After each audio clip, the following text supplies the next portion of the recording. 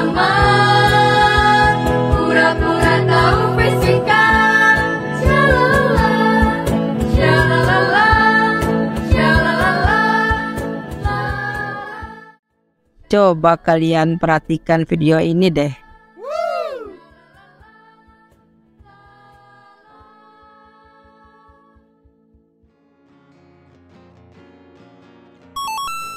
Pastilah kalian pernah melihat percobaan seperti video ini kan?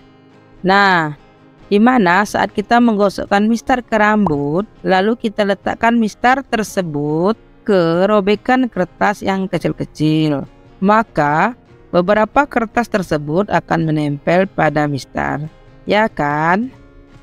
Itu merupakan contoh praktikum fisika sederhana loh guys, yaitu praktikum mengenai listrik statis. Kemudian pernah mendengar nama Benjamin Franklin? Ini loh foto orangnya. Ternyata foto Benjamin Franklin terpampang di mata uang $100 Amerika loh. Dan dialah sosok di balik penemu alat penangkal petir.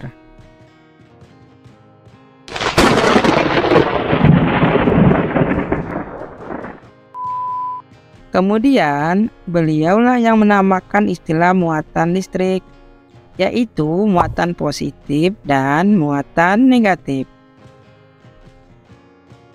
Sebelum mulai ke materinya, yuk kita kenal dulu tentang sifat-sifat muatan listrik. Apa penyebab terjadinya muatan listrik dan apa listrik statis itu? Bersama saya Ibu Santi Opriani untuk beberapa menit ke depan.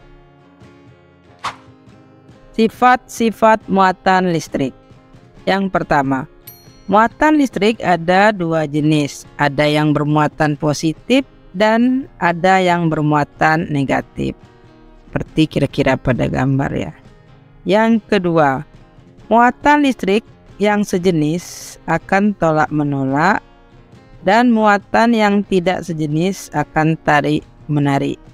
Seperti tertera pada gambar di atas tadi ya. Yang positif dengan positif akan tolak-menolak. Yang positif dan negatif akan tarik-menarik. Kemudian yang negatif dan negatif juga akan saling tolak-menolak. Lalu, apa penyebab terjadinya muatan listrik? Semua benda tersusun oleh partikel. Partikel terkecil disebut atom. Secara sederhana, atom terdiri dari inti atom yang bermuatan positif dan elektron yang berada jauh dari inti atom dan mengelilingi inti atom tersebut. Bolehlah kita analogikan seperti planet sebagai elektron yang mengelilingi matahari sebagai protonnya. Seperti kira-kira pada gambar di bawah ini ya. Nah, ini gambar pertama ilustrasi tadi. Ada elektron, proton, ada inti atom ya atau nukleus. Kemudian umpamanya sebagai planet tadi kira-kira seperti ini ya, yang di tengah-tengah matahari sebagai inti. Kemudian di luarnya ada planet-planet yang kita umpamakan tadi sebagai elektronnya. Dan listrik statis adalah kumpulan muatan listrik berjumlah tertentu yang tidak mengalir atau tetap, atau yang disebut dengan statis. Yuk kita lanjut ke materinya. Yang pertama, hukum Coulomb. Hukum Coulomb ditemukan oleh Charles Coulomb. Nah, ini dia foto orangnya ya. Kabar baiknya, jika Anda sudah mempelajari hukum gravitasi Newton, maka akan lebih mudah memahami hukum Coulomb ini karena memiliki kemiripan.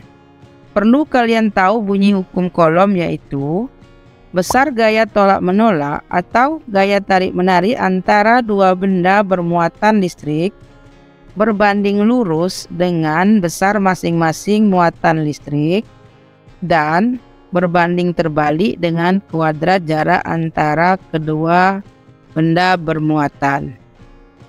Ini kira-kira ilustrasinya ya. Kalau berbeda muatan akan tarik-menarik. Kalau muatannya sejenis maka akan tolak-menolak seperti pada gambar. Sehingga rumus hukum Coulomb yaitu F sama dengan K dikali Q1 dikali Q2 dibagi dengan R kuadrat. Di mana F itu adalah gaya Coulomb dengan satuannya Newton.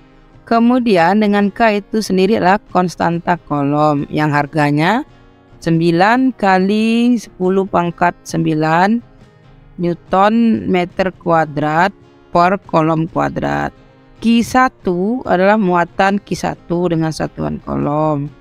Q2 muatan Q2 dengan satuan Coulomb, dan R kuadrat adalah jarak antar kedua muatan. Jika muatan listrik tersebut tidak berada dalam vakum atau udara, maka besar gaya Coulombnya dipengaruhi oleh permitivitas tempat muatan itu berada, yang dirumuskan F bahan sama dengan 1 per epsilon R dikali dengan F vakum, di mana epsilon R adalah permitivitas relatif suatu medium. Lanjut yang kedua, medan listrik. Pengertian medan listrik adalah daerah atau ruang di sekitar muatan listrik yang masih dipengaruhi oleh gaya listrik. Buat medan listrik di sekitar muatan listrik dilukiskan oleh garis-garis gaya, di mana untuk muatan positif arah garis-garis gayanya menuju keluar, sedangkan untuk muatan negatif arah garis gayanya menuju ke dalam, seperti yang tertera pada gambar. Untuk rumus medan listrik yaitu E sama dengan F per Q, atau E sama dengan K kali Q per R kuadrat, di mana keterangannya E kuat medan listrik dengan satuan Newton per Coulomb, F gaya tarik menarik antar muatan dengan satuan Newton, Q adalah muatan listrik dengan satuan Coulomb, dan K adalah konstanta yang harganya 9 kali 10 pangkat 9 Newton meter kuadrat per Coulomb kuadrat. Berikut rumus medan listrik pada konduktor. Yang pertama, medan listrik oleh bola konduktor bermuatan akan tersebar merata pada permukaan bola. Ini kira-kira gambarnya ya. Ini ada pusatnya nanti, kemudian ada jari-jarinya untuk bagian dalam R besar, kemudian R kecil yang menuju keluar. Ini ada muatan positif di luarnya. Yang pertama nanti berlaku jika di dalam bola, dengan kata lain R kecilnya lebih kecil daripada R besar, maka nanti yang berlaku adalah E-nya sama dengan 0. Nah, yang kedua, jika nanti di permukaan bola ya R kecil sama dengan R besar. Kalau kondisi ini terjadi, maka E-nya akan sama dengan K kali Q per R besar kuadrat. Nah, yang ketiganya nanti jika di luar bola. Di luar bola berarti R kecil lebih besar daripada R besar. Maka kondisi ini nanti berlaku E-nya bernilai K kali Q per R kecil kuadrat. Ingat ya, R kecil dan R besar itu berbeda sesuai gambar. Kemudian yang kedua, besar medan listrik antara dua keping konduktor dengan besar muatan sama besar namun berlawanan jenis dapat dirumuskan E sama dengan tau dibagi dengan epsilon dengan tau sama dengan Q per A. di mana nanti E adalah kuat medan listrik dengan satuan Newton per kolom. Tau itu sendiri rapat muatan dengan satuan kolom per meter kuadrat. A adalah luas penampang dengan satuan meter kuadrat. Nanti berlaku ya kuat medan listrik pada keping konduktor yang dimaksud di gambar itu ya. Nah, kemudian nanti kuat medannya yang pertamanya yaitu di antara dua keping.